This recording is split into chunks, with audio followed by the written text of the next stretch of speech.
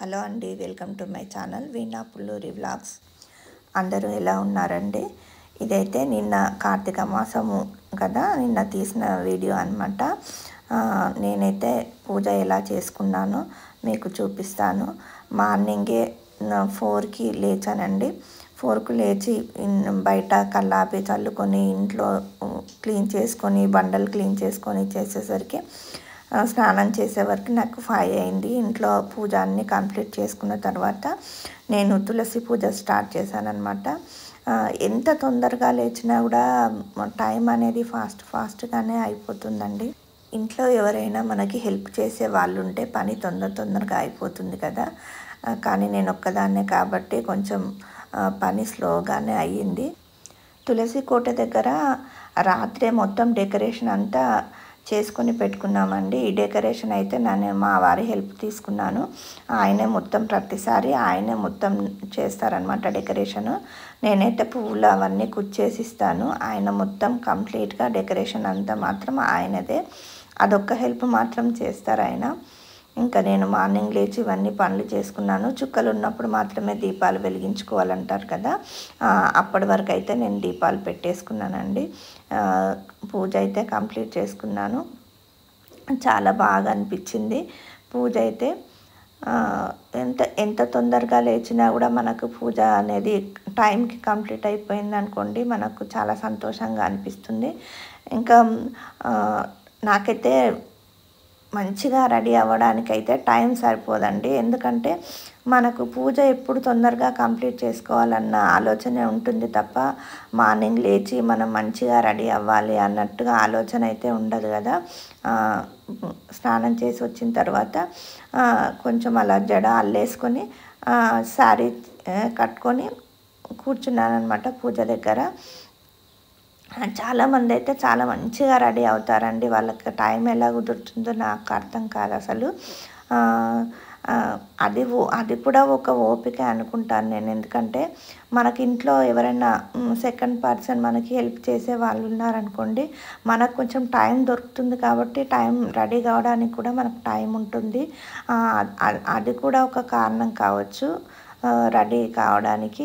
ఇంకా నాకైతే ఫస్ట్ పూజ చేసుకోవాలి, ఆ తర్వాత రెడీ అవ్వడం అని ఉంటుంది. కొంచెం లేట్గా పూజ చేసుకునేటట్టయితే మనం కొంచెం రెడీ అవ్వడానికి కొంచెం టైం కూడా ఉంటుంది. కాకపోతే మార్నింగే కాబట్టి అంత మార్నింగ్ మనకు టైం ఉండదు రెడీ కావడానికి.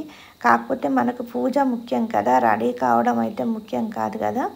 అందుకే నేను ఎక్కువైతే రెడీ అవ్వలేదు. ఇంకా ఉసిరి దీపాలు వెలిగించుకున్నాను. 365 ఒత్తులు కూడా వెలిగించుకున్నాను. ఇంకా నా శక్తి కొలది తులసి అమ్మ దగ్గర నేను దీపాలు వెలిగించుకొని పూజ చేసుకున్నానండి. ఈ మధ్యన మా వారు కూడా కొంచెం తొందరగానే లేస్తున్నారు. లేవకపోయేవాళ్ళు అస్సలు. కాకపోతే ఈ కార్తీక పౌర్ణమి రోజు మాత్రం ఒత్తులు వెలిగించుకోవడానికి మాత్రం లేస్తారనమాట. ఆయన ఏం చేసేది ఏమి ఉండదండి. మనం అన్నీ రెడీ చేసి పెడితే ఆయన వచ్చి దీపం మాత్రమే వెలిగిస్తారు. అది కూడా ఓపిక ఉండాలి. కొంతమంది అది కూడా లేచి కూడా టైంకి కూడా దీపాలు వెలిగించుకోరు కదా. నాకు అదే సంతోషం అనిపిస్తుంది. కార్తీక మాసం నెల రోజులు మొత్తం మార్నింగ్ లేచి చేద్దామని అనుకుంటున్నాను, కానీ అసలు వీలవ్వట్లేదండి. ఇంతకుముందుల ఆరోగ్యం అయితే సహకరించట్లేదు కాబట్టి ఒక సోమవారాలు మాత్రమే లేస్తున్నాను. సోమవారం లేచి దీపాలు అయితే వెలిగించుకుంటున్నాను. చుక్కలు ఉన్నప్పుడే ఆ రోజు మొత్తం ఉపవాసం ఉండి రాత్రికి భోజనం చేస్తాను. ఈ అలవాటు నాకు పెళ్ళి కాక ముందు నుండి ఉందండి. అప్పుడైతే నెల రోజులు మొత్తం చేసేదాన్ని. మా గల్లీలో ఉన్న పిల్లలందరం కలిసి గుడికి వెళ్ళే వాళ్ళం అనమాట. అందరము నెల రోజులు కంపల్సరీ చేసేవాళ్ళము. పొద్దున సాయంత్రం 2 సార్లు వెళ్ళే వాళ్ళం అనమాట. ఇది సాయంత్రం అండి. కార్తీక మాసంలో అయితే పున్నమ రోజు శారదామాత గుడిలో, మా దగ్గర శారదామాత గుడి ఉందండి, చాలా బాగుంటుంది. అక్కడ ఆకాశ దీపం వెలిగిస్తారు. మరియు ఇక్కడ జ్వాలాతోరణం కూడా చేస్తారండి. జ్వాలాతోరణం కింద నుండి నడిస్తే చాలా మంచిదని చెప్తారు కదా. నాకైతే ఎన్నో రోజుల నుండి నేను వెయిట్ చేస్తున్నాను జ్వాలాతోరణం ఏ గుళ్ళో చేస్తారనేసి. నాకైతే ఏ గుళ్ళో కూడా జ్వాలాతోరణం చేసినట్టు అయితే అనిపించలేదండి. అయితే లాస్ట్ టైం నుండి ఇక్కడ చేస్తున్నారనమాట. లాస్ట్ టైం అయితే నేను మిస్ అయ్యాను. ప్రతిసారి అయితే పంతులు గారికి అడుగుతానమాట నేను, జ్వాలాతోరణం పెడుతున్నారా అనేసి. ఈసారి కూడా మిస్ అవుతానేమో అనుకున్నాను, కానీ ఈసారి అయితే నాకు ఆ దర్శన భాగ్యం అయితే కలిగిందండి. ఉదయమే మా దగ్గరలో ఉన్న శివాలయానికి వెళ్ళి అక్కడ ఉసిరి దానము, దీపదానము ఇవన్నీ ఇచ్చేసి అభిషేకం చేసుకుని వచ్చాము. పంతులు గారికి అయితే ఒకసారి మెసేజ్ చేశానమాట, ఈసారి జ్వాలాతోరణం ఉంటుందా అండి అనేసి. పంతులు గారు ఏమన్నారంటే, ఇక్కడ గుడి దగ్గర రోడ్డు పనులు జరుగుతున్నాయమ్మా, కొంచెము ఆటంకంలాగా అనిపిస్తుంది, ఉంటుందో ఉండదో, జ్వాలాతోరణం కాకుండా కూడా ఇక్కడ చంద్ర దర్శనం అవుతుంది కదా, ఆకాశ దీపం కూడా వెలిగిస్తాము రండి అన్నారు.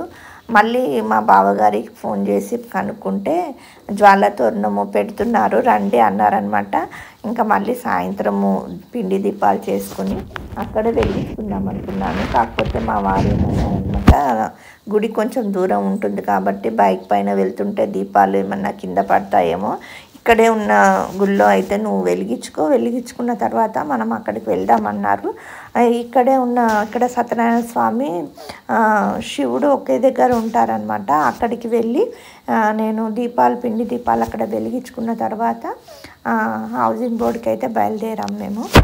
పంతులు గారికి చంద్రునికి పూజ స్టార్ట్ చేశారు. అదే పుణ్యక్షేత్రంలో వచ్చి తప్పులు చేసి అమ్మాయికి మాట్లాడి సంసారం మాట్లాడుతున్నారు. ఇక్కడ చేసిన పాపము వజ్రము కూడా పోయలేదు. దానికి వాళ్ళందరికీ అనుగ్రహాలు ఇచ్చి, ఆరోగ్యాలు ఇచ్చి, ఆయుష్మించి, సమస్త అనుగ్రహాలు ఇవ్వడానికి నిరంతర క్యాంపు జరుగుతుంది. అదే నవదుర్గా వ్రతం అనే క్యాంపు. అలా వస్తుంటే అనుగ్రహిస్తున్నారు వాళ్ళు. అలా ఆదిత్యాయ సోమాయ మంగళాయ బుధాయ చ గురుశ్రీ వెంకటేశ్వరాయ దేవవే నమః. నవగ్రహ దేవతాభ్యో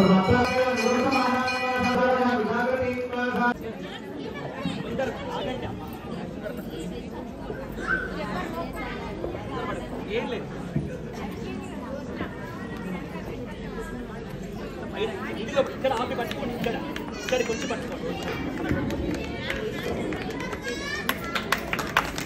ఆకాశ దీపారోహణ భగవాన్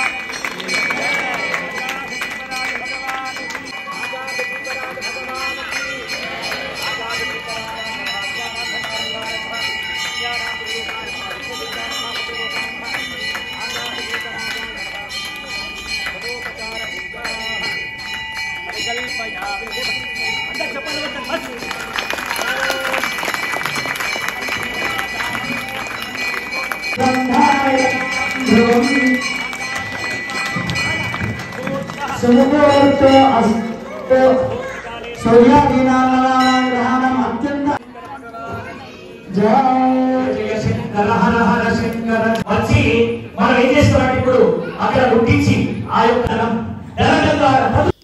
జ్వాలాతోరణం అంటే ఇదేనండి, ఇలాగే ఉంటుందన్నమాట. నేను కూడా ఫస్ట్ టైం చూస్తున్నాను, అంటే విన్నాను జ్వాలాతోరణం గురించి, చాలాసార్లు విన్నాను.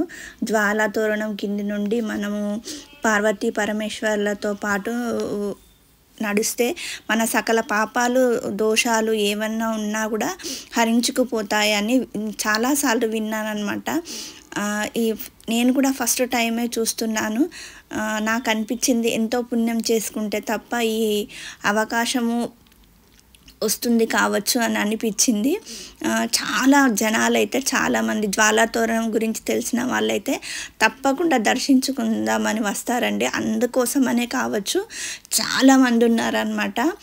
జ్వాలాతోరణం అయితే ఇలా స్టార్ట్ చేశారనమాట. దాని కింది నుండి పార్వతీ పరమేశ్వర్ల విగ్రహాలను తీసుకొని నడుస్తుంటారు. వారితో పాటు మనం కూడా జ్వాలాతోరణం కింది నుండి 3 సార్లు ప్రదక్షిణ చేయాలన్నమాట. అంటే పైనుండి అవన్నీ మిరుగులు పడుతూ ఉంటాయండి. కాకపోతే మనం చూసుకుంటూ వెళ్తుండాలి. భయం వేసింది నాకైతే ఫస్ట్ టైం కాబట్టి. ఎలా వెళ్తామో ఏమో, వెళ్ళగలనా లేదా అని అనుకున్నాను. కానీ అందరితో పాటు మనము ఆ పార్వతీ పరమేశ్వర్లే వెళ్తున్నప్పుడు మనం వారితో పాటు నడుస్తున్నాం కదా అని ధైర్యం చేసుకొని ప్రదక్షిణ అయితే స్టార్ట్ చేసామండి. శంకర కామాక్షి శంకర జయ జయ శంకర హర హర జయ జయ శంకర హర హర శంకర జయ జయ హర హర శంకర జయ జయ శంకర హర హర అరుణాచల శివ అరుణాచల శివ అరుణాచల శివ అరుణ శివ అరుణాచల శివ అరుణాచల శివ అరుణాచల శివ అరుణ శివ అరుణాచల శివ అరుణాచల శివ అరుణాచల శివ అరుణాచల శివ. 3 ప్రదక్షిణలు కంప్లీట్ చేసుకున్న తర్వాత మళ్ళీ ఇక్కడ చంద్రునికి హారతి ఇస్తున్నారనమాట. చంద్రునికి హారతి ఇచ్చిన తర్వాత మనకి ప్రతి ఒక్కరికి దర్శనం చేయించారండి. పాలల్లో చంద్రుని దర్శనం అయితే చాలా బాగా జరిగిందండి. చాలా సంతోషంగా అనిపించింది. నాతో పాటు మీరందరూ కూడా దర్శించుకుంటారని ఈ వీడియో అయితే మీతో షేర్ చేస్తున్నానండి.